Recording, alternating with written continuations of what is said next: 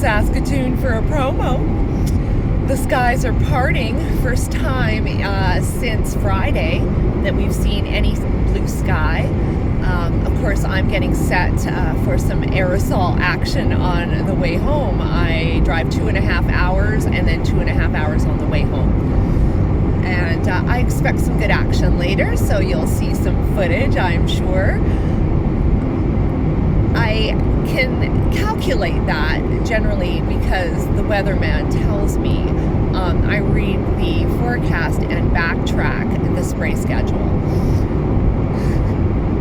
It works.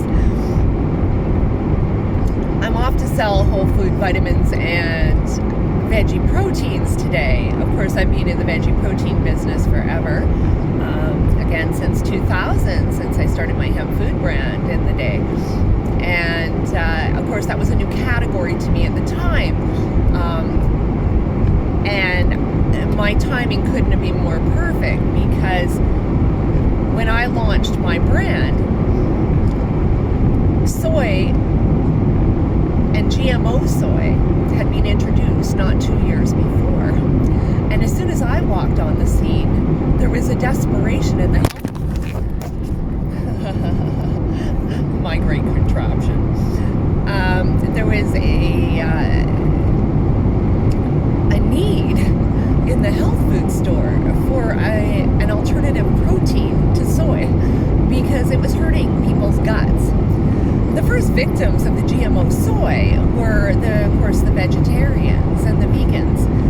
And it's funny because you never heard from them. They just didn't get that they just got hosed. Basically, the GMO guys filtered that GMO soy into the system without telling anybody. And the health effects, by the time I showed up on the scene with my brand, were evident, and I was hearing it all over the country. The first year, I did 240 of these little babies. Sometimes I do 2 and 3 a day when I was on the road, and I basically spent that first year on the road promoting and getting my products into stores across Canada. I didn't do that from an office, and of course that's before Facebook, so we had to dog it.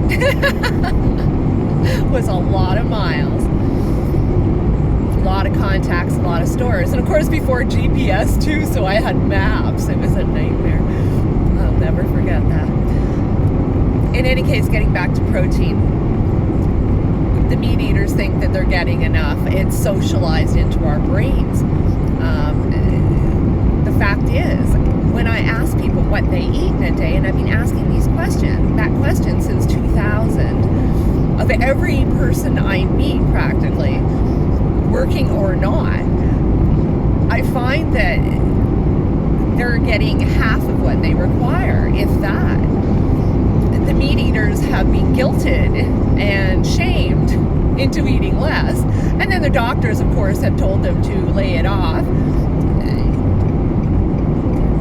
So that 8-ounce steak or 10-ounce steak like 15 years ago has shrunk to 4 ounces and 6 ounces. I see it all the time. Women are getting a pathetic amount. It's the meat eaters who think and have been socialized that it's not a concern because they eat meat. It's wrong. You gotta eat more. Not necessarily meat. That's why I promote the veggie proteins, because for me, I'm a blood type O. I do not digest grains and legumes, so I am not eating your dal, and I'm not eating the hummus. I can't. My body can't digest it unless it's sprouted or fermented, and those are the types of proteins that I promote.